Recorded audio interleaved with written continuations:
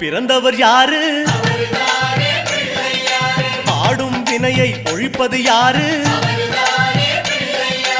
ஆதவன் வணங்கும் தெய்வம் யாரு?